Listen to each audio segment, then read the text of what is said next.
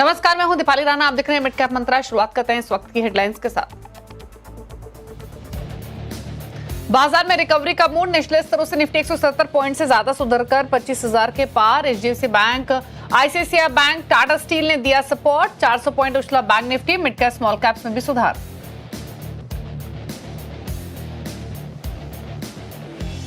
बाजार को पसंद है एचडीएफसी बैंक और आईसीआईसीआई बैंक के नतीजे। दोनों शेयर करीब 2% चढ़कर निफ्टी के टॉप गेनर्स में शुमार। एचडीएफसी बैंक का मुनाफा 12%, तो आईसीआईसीआई बैंक का प्रॉफिट 15% बढ़ा। एनबीएफसी में आज तगड़ी खरीदारी, करीब 1% चढ़ा इंडेक्स। 2% से ज्यादा उछला एल&टी फाइनेंस और पूना वाला फिनकॉर्प। साथ ही मेटल, ऑटो में भी रफ्तार। वहीं सरकारी बैंक और आईटी में हल्की कमजोरी।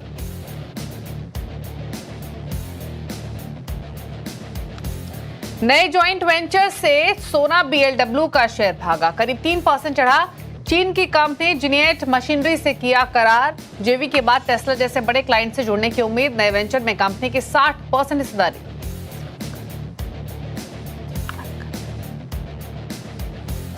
आज के बिग स्टॉक्स पड़े सटीक। कमजोर नतीजों से एयू बैंक करीब 6% टूटा। वायदा का टॉप लूजर। पहली तिमाही में अनुमान से ज्यादा घटा निम्स। उधर आज के स्पॉटलाइट डिलीवरी में रौनक 1% से ज्यादा ऊपर।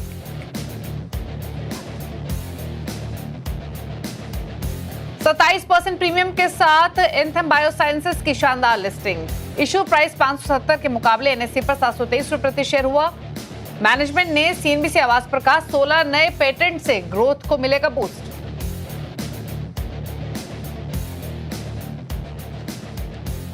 आप देख रहे हैं मिड कैप मंत्रा। हमारे साथ है मंत्री फिनमार्ट के अरुण कुमार मंत्री, जिनसे हम लेंगे ट्रेड्स। लेंगे पहले लेकर आते हैं इस समय का मार्केट का मूड और माहौल। हालांकि आज के सेशन की इंटरेस्टिंग बात यह है कि सेलेक्ट पॉकेट्स है जहां पर काफी अच्छा बाइंग इंटरेस्ट देखने को मिल रहा है, ना सिर्फ दिग्गजों में बल्कि छोटे मझोले स्टॉक्स में भी। हालांकि अगर इंडेक्स का हाल देखेंगे तो सुबह शुरुआत के बाद एकाएक फिसला, उसके बाद संभलने की कोशिश की और अब होल्ड कर रहा है जो स्ट्रेंथ गेन की आज के सेशन में। 25,000 के ऊपर निफ्टी इंटैक्ट इस समय दिखाई दे रहा है और ये पूरा सपोर्ट बैंक निफ्टी की तरफ से आता हुआ दिखाई दिया है, क्योंकि प्राइवेट बैंक्स सपोर्ट कर रहे हैं बैंक निफ्टी को भी। बैंक निफ्टी लेकर आते हैं आपकी स्क्रीन पर, जहां पर 650 पॉइंट की तेजी है। दिन के ऊपरी स्तरों पर निफ्टी बैंक ट्रेड कर रहा है। निफ्टी बैंक के कॉन्स्टिट्यूएंट्स भी देखेंगे। इनफैक्ट ये निफ्टी पीएसयू बैंक इंडेक्स है जो कि लोअर लेवल से रिकवरी होकर इस समय फ्लैट कारोबार कर रहा है, लेकिन दिन के ऊपरी स्तरों पर आ चुका है। एक बार निफ्टी बैंक के कॉन्स्टिट्यूएंट्स देखेंगे, उसके बाद मिड कैप स्मॉल कैप्स पर भी नजर डालेंगे आज के सेशन में। हालांकि जो पूरा सपोर्ट आज इंडेक्स को मिला है, निफ्टी को भी मिला है, वो निफ्टी बैंक की तरफ से ही मिला है।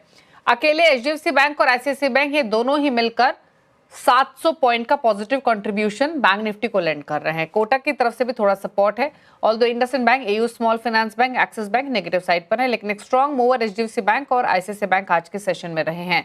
चलिए, ये तो निफ्टी बैंक की बात हुई। अब इंडेक्स आपने देखा है दिन के ऊपरी स्तरों पर ट्रेड कर रहे हैं। एक अच्छी स्ट्रेंथ यहाँ देखने को मिली है। मिड कैप्स का हाल और लेकर आते हैं। मिड कैप्स देखिए कहां खुले थे और इस समय कहां ट्रेड कर रहे हैं। शानदार रिकवरी आती हुई दिखाई दी, तेजी मिड कैप्स में बनी और अब दिन के ऊपरी स्तरों पर मिड कैप इंडेक्स ट्रेड कर रहा है। 0.67% की बढ़त देखने को मिल रही है। सिमिलरली स्मॉल कैप इंडेक्स थोड़ा सा वॉलेटाइल है, लेकिन फ्लैट है, लोअर लेवल से ये भी संभला है। तो दो पॉकेट जो कि आउट परफॉर्मेंस दिखा रही हैं आज के सेशन में, उसमें एक तो निफ्टी बैंक है, दूसरी तरफ है मिड कैप्स। मार्केट की ब्रेथ इवनली डिवाइडेड है इस समय। ये मिड कैप्स की जो रिकवरी है उससे पूरा सपोर्ट मिला है। 1354 स्टॉक से जो बढ़कर कारोबार कर रहे हैं, 1324 स्टॉक से जो कि गिरावट के साथ कर रहे हैं ट्रेड आज के सेशन में। एक बार सेक्टोरल हीट मैप और लेकर आते हैं आपके सामने। सेक्टोरल हीट मैप देखेंगे तो आज के कारोबार में जहां पर सबसे ज्यादा तेजी देखने को मिली है वो फाइनेंशियल्स तो हैं ही, निफ्टी बैंक है, लेकिन उसके अलावा डिफेंस स्टॉक्स में 0.1% की मजबूती है। कैपिटल गुड इंडेक्स 1% ऊपर है, 1% के अगेंस्ट निफ्टी मेटल इंडेक्स में देखने को मिल रहे हैं। लाल निशान में निफ्टी आईटी है, एफएमसीजी है, फार्मा है, तो ये डिफेंसिव्स आज बैकफुट पे हैं। ऑयल एंड गैस में भी 1% के लॉसेस देखने को मिल रहे हैं। हालांकि आईटी अगर आप देखेंगे तो लोअर लेवल से रिकवर हुआ है, लॉसेस कम हुए हैं, लेकिन अभी भी आधा % नीचे ट्रेड कर रहा है। मिड कैप स्मॉल कैप्स में आईटी में ऐसे शेयर्स हैं जहां पर बाइंग देखने को मिल रही है, डिस्पाइट इंडेक्स आपको लाल निशान में दिखाई दे रहा है। अरुण कुमार मंत्री हमारे साथ मौजूद हैं। अरुण नमस्कार, बताइए पहले तो इंडेक्स पर राय। बैंक निफ्टी एक स्ट्रॉन्ग आउट परफॉर्मेंस दिखाते हुए क्या करे तेजी वाले ट्रेडर्स बाजार बंद होने तक, और नए ट्रेड की कितनी गुंजाइश दिख रही है? दीपाली जी, गुड आफ्टरनून। अगेन एक शानदार रिकवरी देखने को मिल रही है। मेजरली बैंकिंग स्टॉक्स की तरफ से आईसीआईसीआई और एचडीएफसी बैंक दोनों ही सपोर्ट कर रहे हैं। रिलायंस का अगर सपोर्ट मार्केट को मिल जाता है तो मुझे लग रहा है शॉर्ट कवरिंग ट्रिगर हो सकती है। अभी भी मार्केट अगर आप देखें तो 25,100 और 24,900 जो एक रेंज बनी थी उसी के बीच में है। पर मुझे लग रहा है अगर थोड़ा मार्केट मोमेंटम गेन करता है लास्ट 1 आवर में, तो शॉर्ट कवरिंग का एक रुझान देखने को मिल सकता है। इसका एक मेजर कारण है 85% के आसपास FIIs के शॉर्ट पोजीशन है इंडेक्स फ्यूचर्स में। अगर वहां से ट्रिगर मिलता है तो मार्केट तेजी से ऊपर जा सकता है। बाय ऑन डिप्स की ही सलाह रहेगी स्टिल, क्योंकि 25,000 के ऊपर वापस मार्केट आ चुका है। 24,950, 24,900 ये एक सपोर्ट मार्केट के लिए रहना चाहिए। सिमिलर व्यू बैंक निफ्टी के लिए भी है। बैंक निफ्टी एक शानदार मोमेंटम में है और मुझे लग रहा है बैंक निफ्टी एक ऐसा इंडेक्स रहेगा जो शॉर्ट कवरिंग ट्रिगर कर सकता है। तो 57,200 तक मुझे लग रहा है बैंक निफ्टी में भी एक मूव बन सकता है। तो दोनों ही इंडेक्सेस में बाय ऑन डिप्स की सलाह रहेगी और स्टॉक स्पेसिफिक मुझे लग रहा है ज्यादा एक्शन देखने को मिल सकता है। ओके, चलिए ये तो बात इंडेक्स की बात हुई, लेकिन स्टॉक स्पेसिफिक ट्रेड्स क्या रेकमेंड करेंगे आप अरुण? निफ्टी ऑटो में दीपाली जी मुझे लग रहा है मोमेंटम अच्छा है, तो हीरो मोटो कॉप में बाई करने की सलाह है। 4400 से 4410 के आसपास ये स्टॉक चल रहा है। स्टॉप लॉस छोटा लगा है, 4350 का स्टॉप लॉस लगा के बाई करें। 4.20 तक मुझे लगा हीरो मोटो कॉप का ऊपर में लेवल्स देखने को मिल सकता है। सेकंड, मैक्स हेल्थ में खरीदारी की सलाह है। ये स्टॉक काफी करेक्ट होने के बाद 1220 1225 के आसपास आ चुका है, तो मैक्स हेल्थ में बाई करें। स्टॉप लॉस 1202 का लगाए और 1270 तक के टारगेट्स इसमें देखने को मिल सकते हैं। तो दोनों स्टॉक अभी तक मोमेंटम में आए नहीं है, पर मुझे लग रहा है दोनों में मोमेंटम आने वाले 2 से 3 दिन में बन सकता है।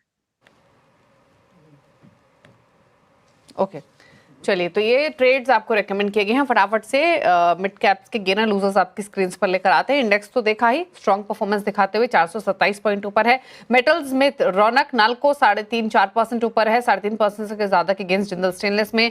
हिंदुस्तान जिंक 2.5% ऊपर, 2% का तेजी वेदांता में देखने को मिल रही है। एएमसी स्टॉक्स शाइन कर रहे हैं। यूटीआई एएमसी 3% ऊपर, 3% ऊपर Nippon Life India, Aditya Birla Sun Life AMC में 3% गेंस, 2.5% ऊपर मोतियाल ओसवाल ट्रेड करते हुए। आईटी में इंडेक्स लाल निशान में दिखाई देगा। स्टॉक्स है जहां पर एक्शन है। मास्टेक 9% का उछाल, 2.5% ऊपर परसिस्टेंट, कोफोज 0.5% ऊपर, 3.5% ऊपर तांला प्लेटफॉर्म्स है। एनर्जी स्टॉक्स डाउन है। ऑयल एंड गैस स्पेस में 1% का नुकसान है भी। इंडेक्स स्पेसिफिक पॉकेट्स देखेंगे, स्टॉक्स देखेंगे तो एमआरपीएल 6.5% नीचे, 2% का नुकसान जीएसपीएल में। चेन्नई पेट्रो 2% नीचे, 1.25% नीचे गुजरात गैस ट्रेड कर रहा है।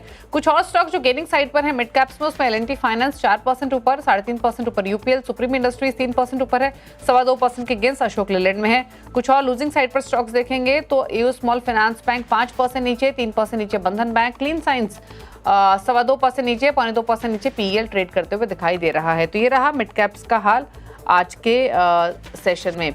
लेकिन चलिए अब बात करेंगे Q1 नंबर्स की। एल&टी फाइनेंस के नंबर्स आए हैं, इसी पर बातचीत करने के लिए मैनेजमेंट हमारे साथ मौजूद है। लेकिन नंबर्स के हाइलाइट्स दिखाएं तो पहली तिमाही में कंपनी के करीब 13%, मुनाफा 2% बढ़ा है।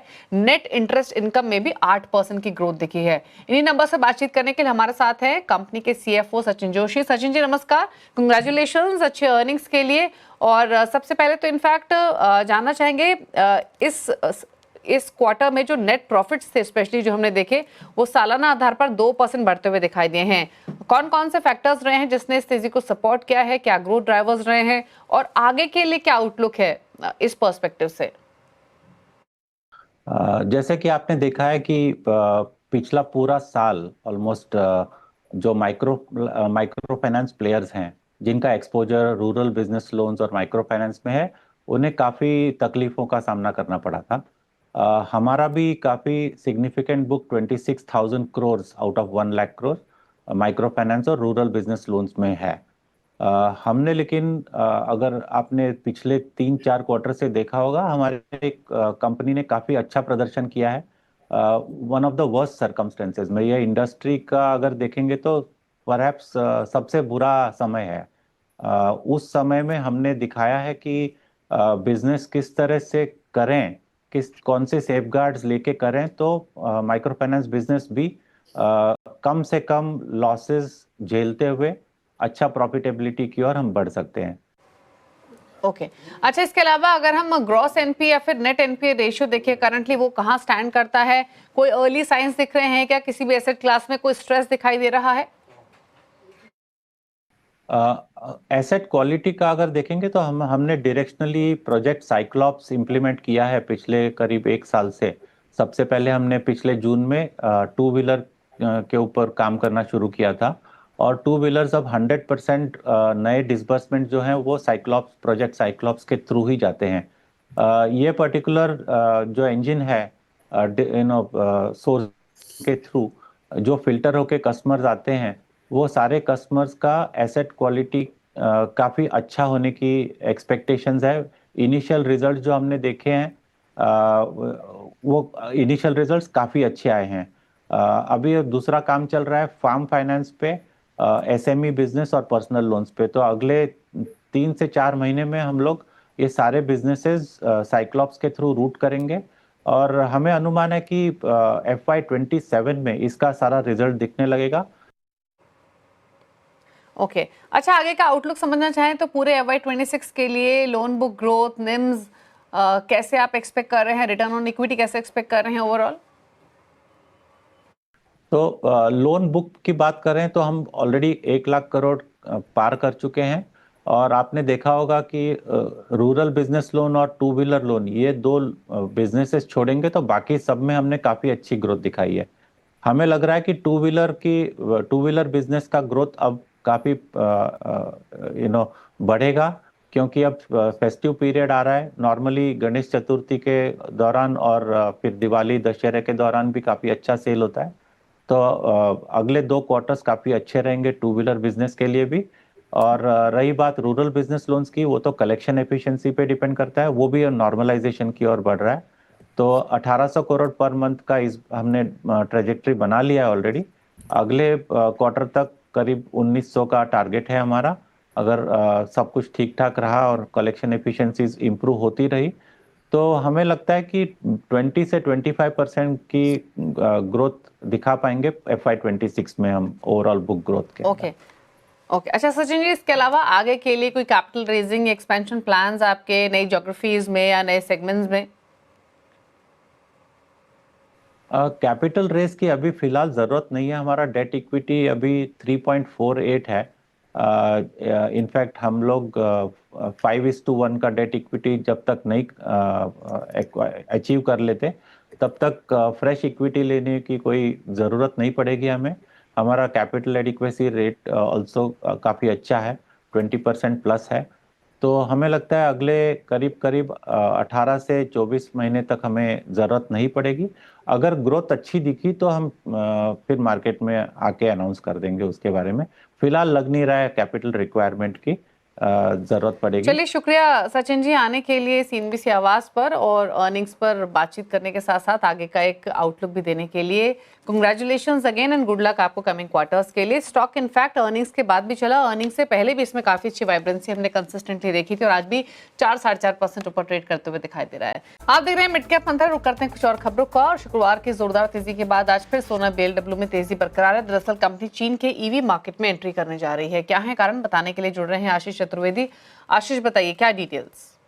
देखिए, थोड़ा सा तो ये स्टॉक ऑफ आइज हुआ है, लेकिन खबर काफ़ी बढ़िया देखने को मिली और खासतौर पर अगर आप देखें तो इस खबर के बाद ब्रोकरेज हाउस का कॉन्फिडेंस इस स्टॉक के ऊपर बढ़ा है। खबर आपको पहले बता दे रहा हूँ, जैसे आपने बताया कि चाइना में अभी JV कर रहे हैं, जहाँ पर अगर आप देखें तो एक तो ड्राइव लाइन सिस्टम्स और कंपोनेंट्स इसकी मैन्युफैक्चरिंग यहाँ पर करते हुए नजर आएंगे और इस JV में 60% हिस्सेदारी, यानी भारतीय कंपनी जो है सोना BLW इसकी हिस्सेदारी ज़्यादा होगी और जो चाइनीज़ कंपनी है JNT इसके पास तकरीबन 40% स्टेक होगा। अब 104 करोड़ का सोना BLW पहले चरण में यहाँ पर निवेश करती हुई नजर आएगी और इसका फायदा देखने को मिल सकता है। एक तो सिनर्जी बेनिफिट देखने को मिलेंगे क्योंकि JNT के पास अगर आप देखें तो टेक्नोलॉजिकल एडवांसमेंट काफ़ी बढ़िया है। खासतौर पर अगर आप देखें तो कास्टिंग और मोल्ड्स, यहाँ पर इनके पास इस टेक्नोलॉजी के लिए काफ़ी सारे पेटेंट्स भी हैं, तो इसका एक बड़ा फ़ायदा देखने को मिल सकता है। और एक और ख़ास बात यह है कि EV के लिहाज से आप देखें तो चाइना सबसे बड़ा प्लेयर है और चाइना सबसे बड़ा मार्केट भी है। दुनिया की 2/3 EV सेल जो है वो चाइना में होती है। साथ में अगर आप देखें तो इस JV के बाद ये पूरी तरीके से अब पता चल ही चुका है कि BYD को भी ये केटर करते हुए नज़र आ सकते हैं और बड़ा फ़ायदा देखने को मिलेगा। ये जो JV हो रही है इससे टोटल एड्रेसेबल मार्केट साइज तकरीबन 1670 करोड़ के आसपास की निकल कर आ रही है, जो कि FY25 यानी पिछले वित्त वर्ष जो सोना प्रिसिशन है इसकी आय का 48% है। साथ में अगर आप देखें तो अगर इस JV के बाद BYD तो जुड़ ही रहा है, लेकिन साथ में कुछ और बड़े नाम इस कंपोनेंट्स के लिए टेस्ला भी अगर रूट हो जाता है इनके पास तो एक बड़ा बेनिफिट यहाँ पर देखने को मिल सकता है। और कुछ रिपोर्ट्स ऐसी भी हैं, ये इशारा कर रही है कि BYD हो सकता है कि इस JV से ऑलमोस्ट 20% अपनी सोर्सिंग करते हुए नजर आए। और BYD बड़ा मैसिव है, सबसे ज़्यादा EV की बिक्री के लिहाज से फिलहाल देखें तो BYD है। और कुछ रिपोर्ट्स ऐसी हैं जो एस्टिमेट करके ये बता रही हैं कि साल 2026 में तकरीबन BYD 65 लाख EV सेल्स कर सकता है। अपने आप में बहुत ज़्यादा बड़ा सिग्निफिकेंट नंबर है ये, लेकिन इतनी अच्छी खबरें थोड़े रनअप के बाद भी अगर आप देखें तो जो आगे की ग्रोथ आउटलुक है सोना के लिए काफ़ी बढ़िया लग रही है। और इसी के चलते जो इसकी वैल्यूएशन निकल कर आ रही है फॉरवर्ड FY27 EPS के हिसाब से ये ऑलमोस्ट 27 टाइम्स पर है। तो वैल्यूएशन का थोड़ा सा कंफर्ट है, लेकिन अच्छी खबरों के चलते स्टॉक थोड़ा सा ऑफ आइज हुआ है। बिल्कुल, और स्टॉक ऑलरेडी पहले चला भी था और आज हल्का सा ऊपरी स्तरों से थोड़ा नीचे आया है। लेकिन जैसे आशीष बता भी रहे थे, सोना BLW और BYD के बीच में बातचीत काफ़ी समय से चल रही, इस तरीके की रिपोर्ट्स आई हैं और देख इंटरेस्टिंग होगा आगे किस तरीके से ये पूरी न्यूज़ बढ़ती है। सोना BLW चाइना में जो लोकल मैन्युफैक्चरिंग प्लांट लगाने का प्लान कर रही है, लोकल कंपोनेंट, वो BYD के पर्सपेक्टिव से इंपॉर्टेंट हो सकता है।